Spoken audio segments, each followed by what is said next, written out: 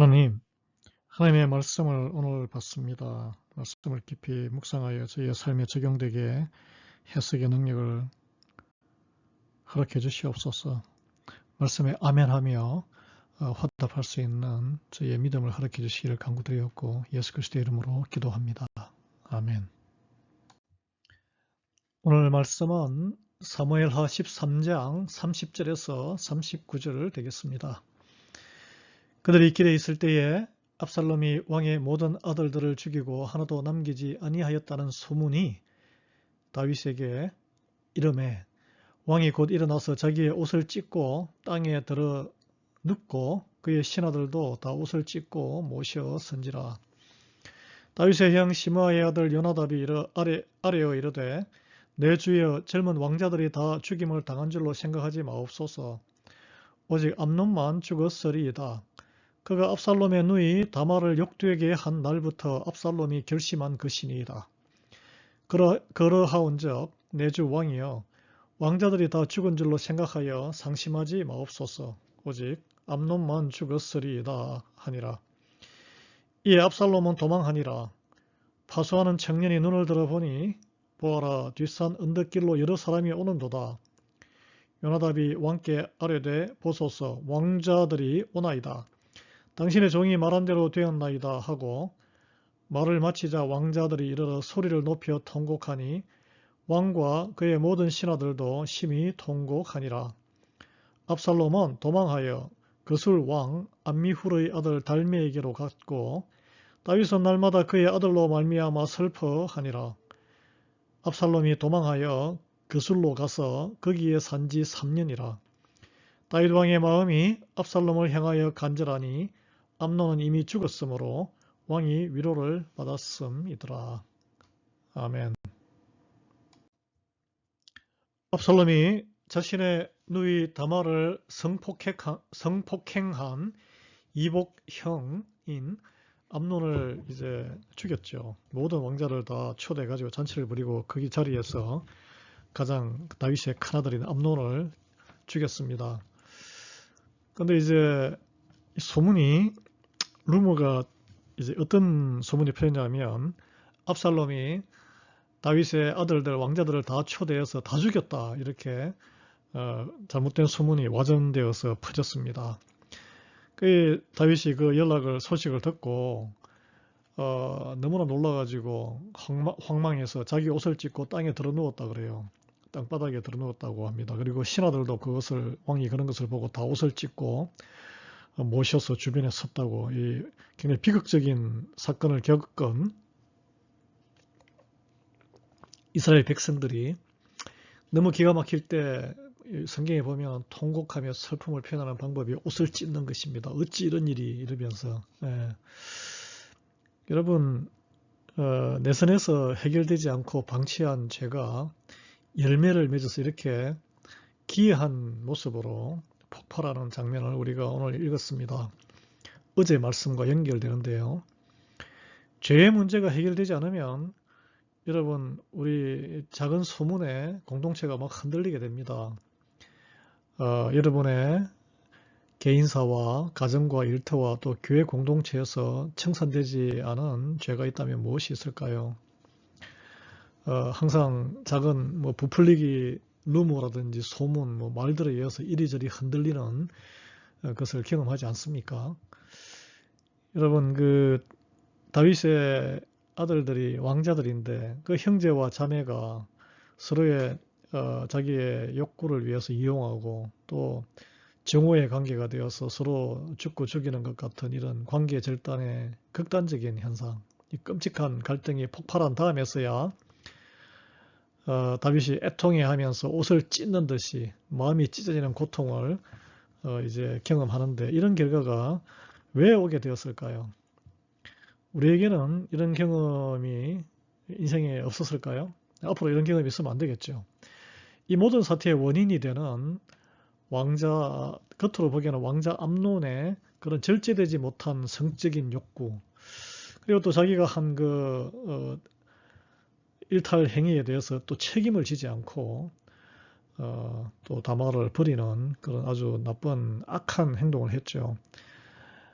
그리고 그 모든 과정에 그에게 지혜를 넣어주고 나쁜 강교한 지혜를 넣어주는 그 요나답이라는 그러니까 왕자 암논의 사촌이죠. 그 요나답이 그 누구냐면 다윗의 형들 중에 한 명의 아들입니다. 다윗의 조카예요. 이번에는 다윗 왕에게 쪼르르 달려와가지고 왕이시여, 이게 왕자들이 다 죽은 게 아닙니다. 이 또 소식이 빨라요. 얼마나 관계한지. 암논만 죽을 것입니다. 암논이 그 다말을 성적으로 폭행한 뒤에 압살롬이 그때부터 결단했습니다. 암논을 제거하기로. 이 정부가 굉장히 빠른 사람. 그러면 미리 왕에게 이야기를 했어야지. 이렇게 다 방치하다가 마치 자기가 모든 사건을 다 아는 것처럼 이 강교한 자들의 특징입니다. 남의 불행과 죄를 이렇게 보고 즐기는 거예요.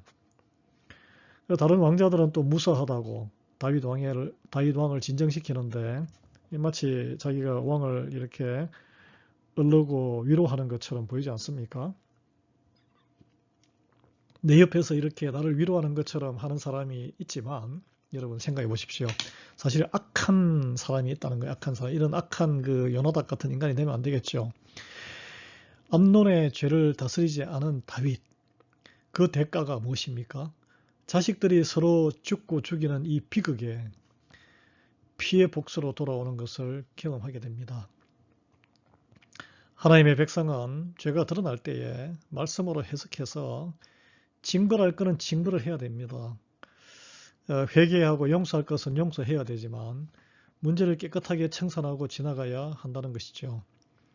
우리는 다 은혜롭게 넘어간다고 다 덮고 지나가는데 제 문제가 해결되는 게 아니죠. 육신의 정욕과 탐욕의 죄 유혹에 넘어지면 이 죄를 덮어놓고 그냥 유야무야 지나가면 이것이 점점 자라서 결국 폭발하게 되고 사망을 낳게 되기 때문입니다. 이 성경적인 진리입니다. 다윗이 뒤늦게 통곡했지만 이후에 다윗의 가정과 국가에 이 미치는 영적인 타격, 그리고 이제부터는 세상 말로는 콩가루 집안이 되는 거예요. 아버지의 권위는 실추하고 형제들은 서로 불신하고 왕자들은 서로 불신하고 서로 언제 누가 나를 죽일지 모르는 그런 이제 의심 가운데 살아가게 되죠. 여러분, 교회도 그렇게 되면 안 됩니다. 서로 이렇게 믿고 의지하고 섬기고 살아가야지 서로 누가 누구의 뒤통수를 칠지 모른다는 그런 의심과 불안 가운데 신앙생활을 어떻게 할 수 있겠어요? 그 영적인 타격은 이루 말할 수 없이 커졌다는 것입니다. 이 모든 것이 다윗의 그 청산되지 못한 그 죄 때문에 일어나는 일이죠. 하나님 앞에 또 하나님의 백성된 성도들 앞에 자기의 죄에 대한 회개함이 없이는 누구나 다 자기가 뿌린 죄악의 씨앗은 곱절로 자기에게 돌아오게 되는 것입니다. 비록 또 회개해서 용서를 받았다 할지라도 뿌린 죄의 후폭풍이 이렇게 큰 것입니다. 이게 참 우리 인생사가 이렇게 참 어려워요. 그래서 제 앞에 참 죄를 방치하게 되면 이렇게 참 그 죄의 영향이 이렇게 자식 세대까지 영향력을 끼친다는 게 정말 소름 끼치도록 두려운 일이죠. 압살롬은 암논에 대한 복수를 한 다음에 아버지 다윗의 왕궁으로 돌아오지 않습니다. 예루살렘을 떠나버려요. 아버지의 품을 떠나서 자기 외가가 있는 거술 왕 암미훌의 아들 달미에게 가버렸습니다. 거기서 3년을 지내게 됩니다. 다윗이 또 이 사태에 대해서 압살롬을 문책하거나 잘못을 묻지 않고 네가 어찌하여 이런 표현이 나오지 않습니다. 처음에도 그랬고 다말을 이렇게 다말에게 나쁜 짓을 했을 때 암논에 대해서도 그래서 암논을 잃어버렸잖아요. 압살롬에 대해서도 이 잘못 명백하게 그 일로 인해서 자기 형제를 죽인 것은 아주 명백한 죄인데 죄를 묻지 않고 방치한 결과 나중에 압살롬도 결과적으로 잃어버리게 되죠. 여러분, 자식을 사랑한다는 것은 죄에 대한 징계와 회초리를 들어야 됩니다. 회초리란 것은 훈계죠, 훈계. 우리가 뭐 육신적으로 두드려 팬다는 게 아니고 말씀으로 영적인 회초리를 들어야 된다는 것입니다. 오늘 본문은 말합니다. 죄에 대한 징계와 회개가 빠진 그리움. 이제 다윗이 그 압살롬을 그리워하고 이제 3년 동안 안 보이니까 자기의 이제 암논 다음에 장남이잖아요. 암논은 이미 죽었다는 거예요. 그러니까 죽은 자는 잊어버리는 것이 또 하나님의 백성의 이미 인생이 끝났기 때문에 특징인데 let it go 하는 건데 남아있는 자에 대한 그리움, 인간적인 연민이자 굉장히 휴머니스틱하죠. 그러나 그 영혼에 대한 진정한 사랑은 아니란 거죠. 그것은 육신적인 아버지의 부정일 뿐입니다. 그 압살롬의 영혼을 진정 사랑했다면 그 안에 있는 그 앵거, 원함, 복수심, 그 죄를 안고 그 분투하는 그 마음을 쓰다듬어주고 말씀으로 다스리게 인도해야 했던 것이죠. 하나님 말씀에 비추어 징계와 훈육 과정이 없는 그 부자 관계는 하나님 앞에서 회복되지 못합니다.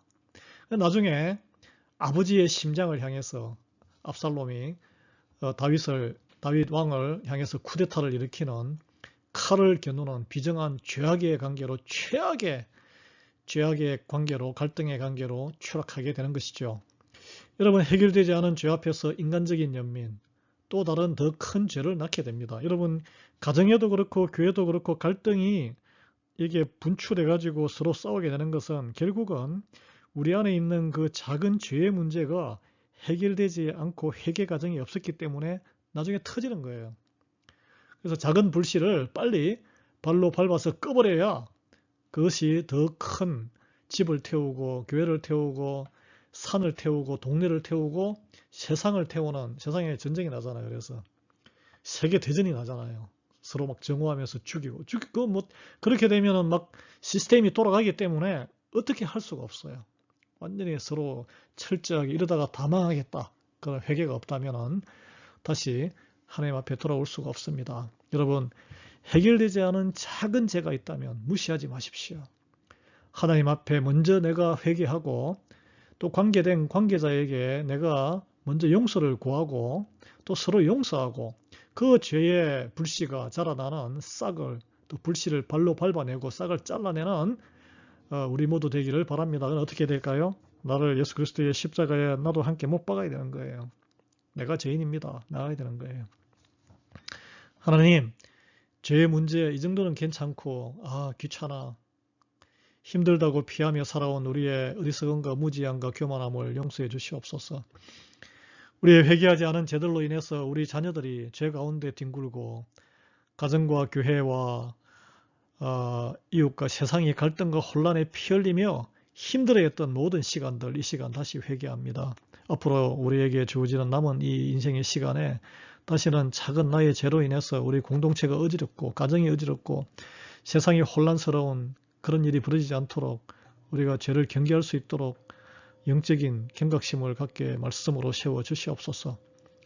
죄를 우리 세대에서 말씀으로 회개함으로 온전히 끊어내게 하시고 우리 다음 세대가 우리 교회 공동체를 통해서 또 그들의 또 다른 공동체가 있으면 그들의 공동체를 만들어서 영적으로 다시 살아나서 회복되는 은혜를 베풀어 주셔서 우리가 이 땅에서 죽기 전에 그 영광의 날을 볼 수 있도록 하나님 긍휼을 베풀어 주시옵소서.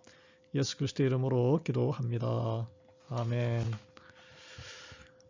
화요일 날은